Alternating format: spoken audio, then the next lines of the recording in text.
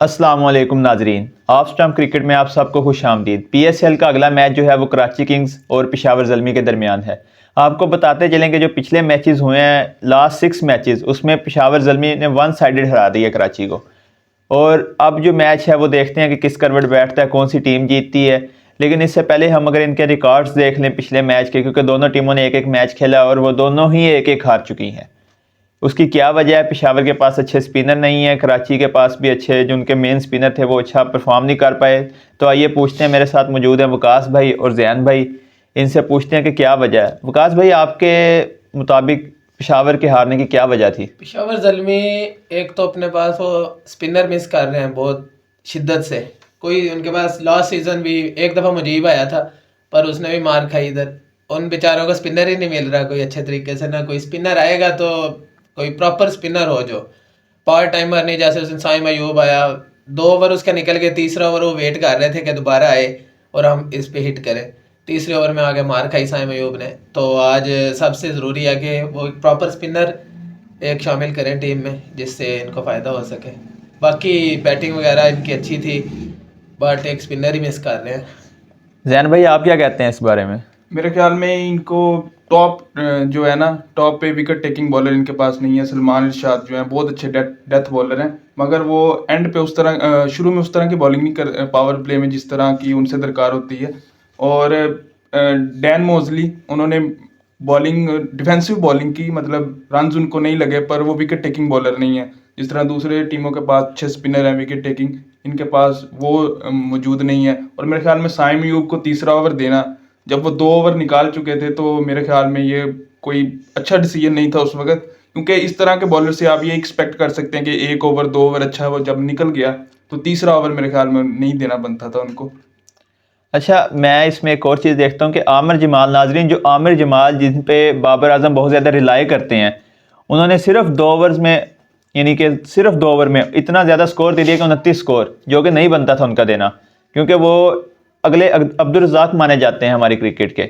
लेकिन बैटिंग में भी वो परफॉर्म नहीं कर पाए और बॉलिंग भी उनकी ऐसी, और जब फील्डिंग की बारी आती है वो शॉर्ट फाइन लेग पे खड़े हो जाते हैं। इधर गली मोहल्ले की क्रिकेट में हम ग्राउंड में जाए ना, तो मुझे कोई कहेगा यार शॉर्ट फाइन लेग पे खड़ा हो जाए, मुझे शर्म आती है भाई, मैं तो ना सहता। आमिर जमाल भाई, आप तो पता नहीं कैसे बर्दाश्त कर गए। और आपने वहाँ पे बॉल्स भी मिस की हैं, चौके जाने दिए हैं। भाई आप एक्टिव प्लेयर हैं, अभी आप नौजवान हैं, आप सामने खड़े हों, आप कप्तान की नज़र में आए कि आप वहाँ से फील्डिंग करें, लेकिन आप शॉर्ट फाइन लेग पे खड़े हो गए हैं जाके। बिल्कुल डिपेंड बहुत कर रही है पेशावर इन पे, क्योंकि अब ये तकरीबन स्टार बन चुके हैं। काफ़ी ज़्यादा इन्होंने परफॉर्मेंस अच्छी दी है, पाकिस्तान के लिए मैच भी जितवाए हैं।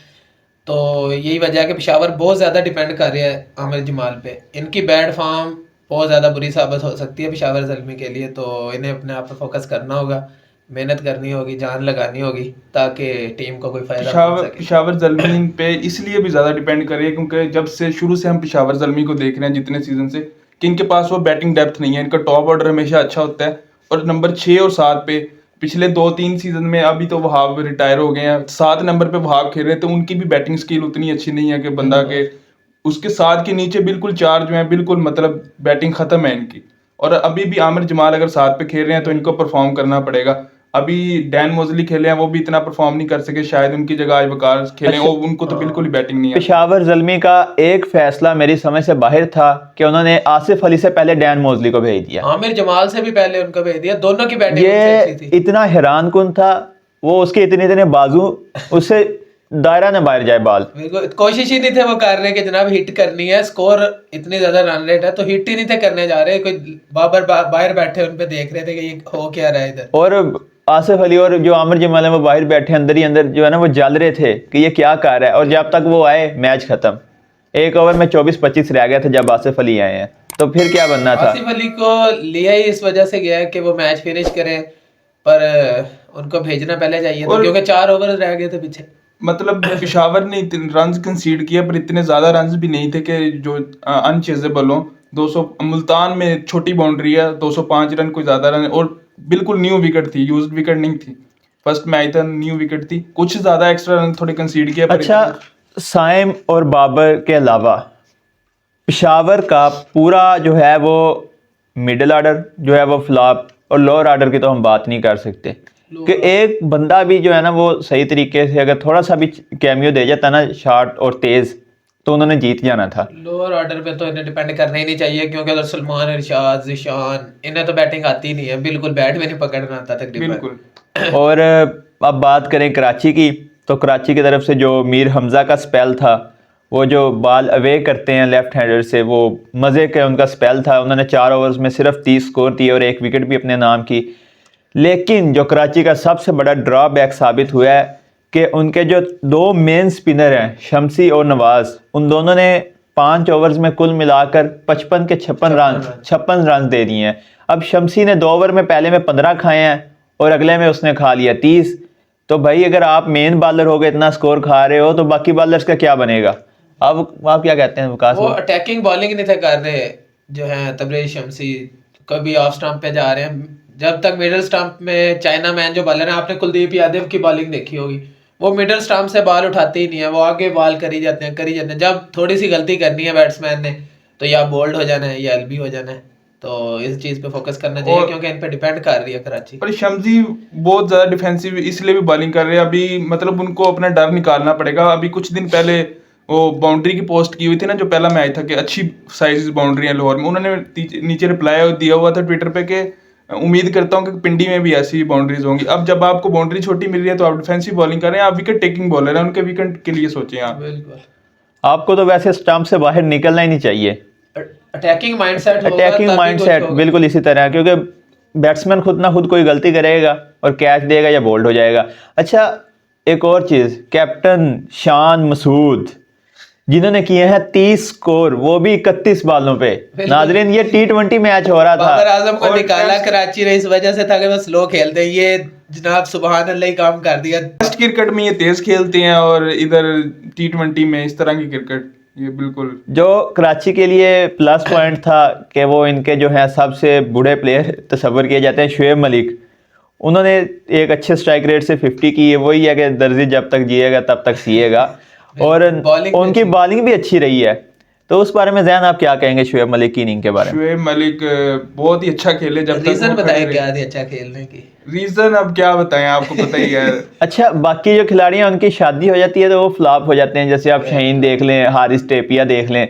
लेकिन इधर शुएब भाई तो जवान हो गया। शुएब भाई क्या कहने आपके? आपको कमबैक नजर आ रहा है नेशनल टीम में 40 साल की उम्र में शुएब मलिक? मुझे तो लग रहा है कि ये अगर दो तीन 50s और आ गई उसमें तो सोचा जा सकता है। फिर हम कहेंगे तो आ गया जवान होके। हाँ, फिर आप कैसे रोकेंगे? नई भाभी और नए शुएब भाई, क्या कॉम्बिनेशन होगा। नाजरीन, जो पोलार्ड हैं, पोलार्ड वेस्ट इंडीज से आए हैं। एक अटैक हिटर के तौर पे, एक बहुत बड़े हिटर के तौर पे वो जाने जाते हैं। लेकिन उनकी जो इनिंग थी वो 28 स्कोर किए 29 बॉलों पे। बेशक उन्होंने कुछ सिंगल्स खुद मिस किए, लेकिन फिर भी ये सूट नहीं करती उनके ना हिसाब से कि जिस तरह की वो क्रिकेट खेलते हैं। जैन भाई, इसमें आप क्या कहेंगे? मेरे ख्याल से पोलार्ड को अब बाइज्जत रिटायरमेंट ले लेनी चाहिए। काफी देर से वो, मुझे नहीं लगता उनकी फिटनेस देख के कि वो एज अ सीरियस भी हैं खेलने के लिए। उनके एटीट्यूड से लगता ही नहीं है कि वो सीरियस हैं। ना वो उस तरह की फील्डिंग अब कर पा रहे हैं, ना वो बॉलिंग तो बिल्कुल ही छोड़ दी है।